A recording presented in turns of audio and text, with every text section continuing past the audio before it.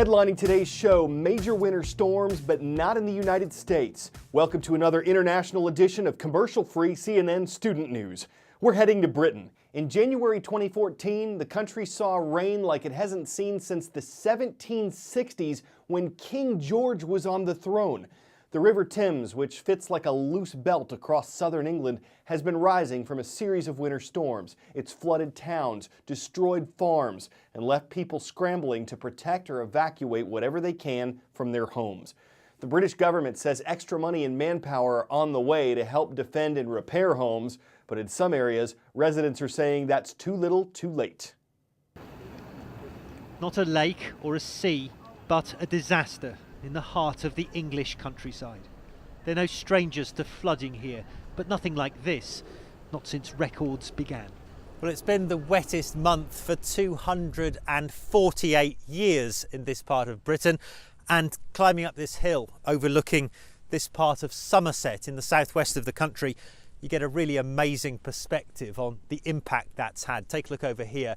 All of this land, the Environment Agency here says 26 square miles of it has been inundated with floodwater from the rainfall. It's having a huge economic consequence, and the local communities are really feeling the impact.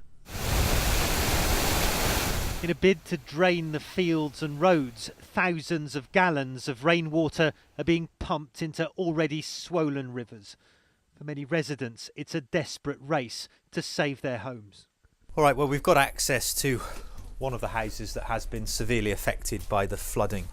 You can see the water is absolutely everywhere. The owner of the property, Dave Donaldson here, he's been building up the flood defences as best he can to try and protect the rest of his home from the floodwater. But, you know, it's a scene of real devastation.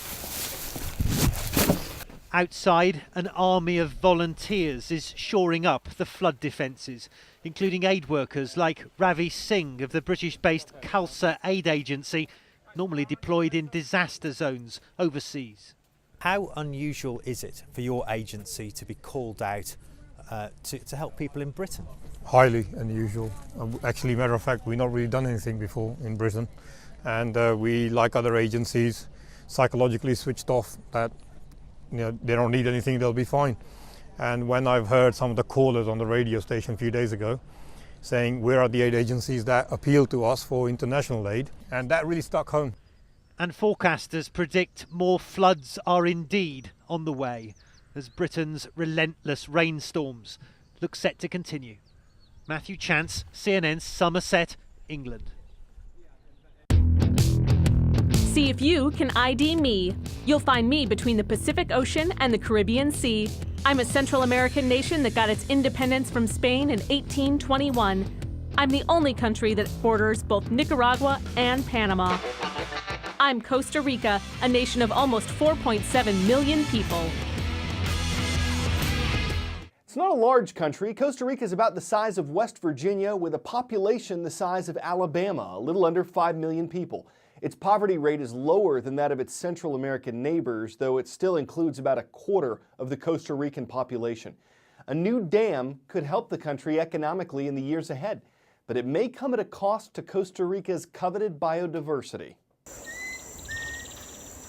Buried in dense forest in Costa Rica, work on Central America's largest hydroelectric dam is pressing ahead.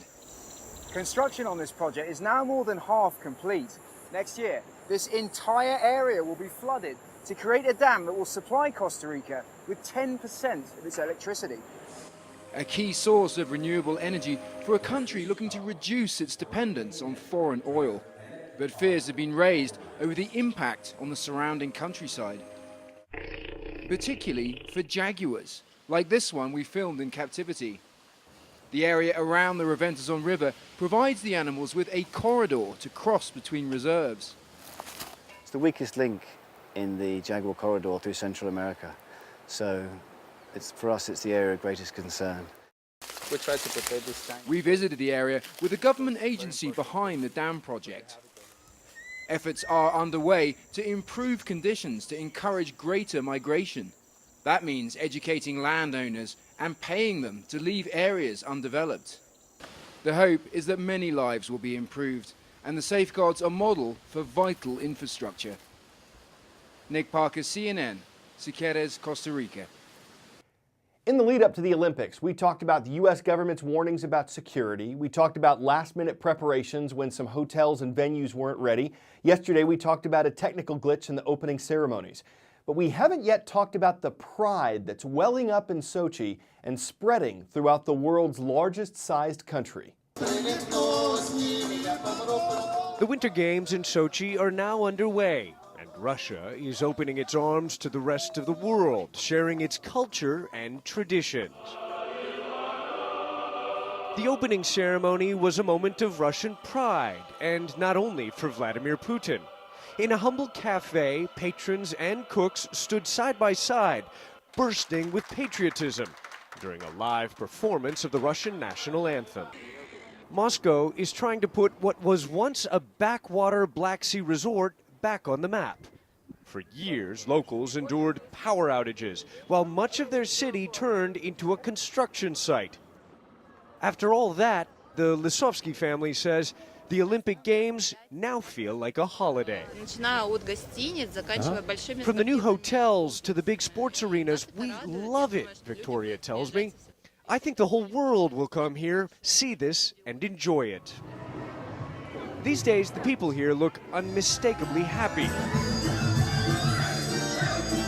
And sometimes it feels like the entire city is celebrating. This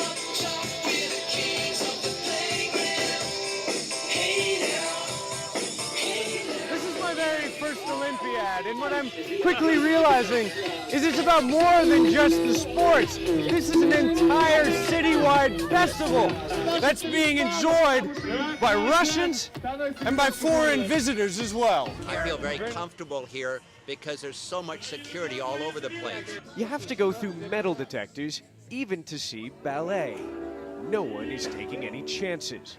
Russians are well aware that for the next few weeks, their country is on an international stage, in an Olympic theater where even the audience members are performers.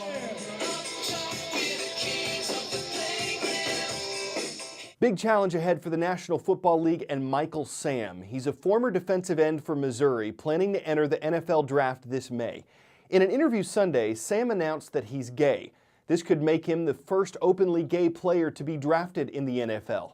But will the timing of Sam's announcement affect his draft prospects? 8 executives and coaches interviewed by Sports Illustrated said this could hurt him in the draft for several reasons. One is that the NFL's locker room culture might not welcome an openly gay player. Another is all the media attention that drafting him would bring. Some teams might not want that. An NFL statement says the league would welcome and support Michael Sam. An NFL player who spoke anonymously to Bleacher Report said half of the NFL's locker rooms will accept him, half won't. Are the Pirates ready for today's roll call? Yes, they are. Shout out to the Davis High School Pirates. They're watching and putting up with our puns in Yakima, Washington. Next to Joliet, Illinois. You don't want to meddle with the Steelmen. They're online at Joliet Central High School. And good day to the Knights. We found them in Aurora, Indiana, the Knights of South Dearborn High School. Before we go, one little kitty wants to nap, one little kitty wants to groom. Here's what we mean. The description on this YouTube video says that Hazel, that's the name of the toddler, likes to snuggle with the family cats. Sometimes she gets groomed too. Apparently the cat doesn't mind taking a break from its cat nap to lap up a few minutes of quality time with the toddler. But if anyone ever asks the girl what the deal is with her cow lick, and she has to explain it's a cat lick, and someone says, "You've cat to be kidding me, right, meow," and she says nothing because cat's got her tongue, well, so goes a tale of two kitties. That laps up all our time for today, just when you thought there were no more room for puns. Sorry, I just get so cat up in these things. I'm Carl Zeus for CNN Student News.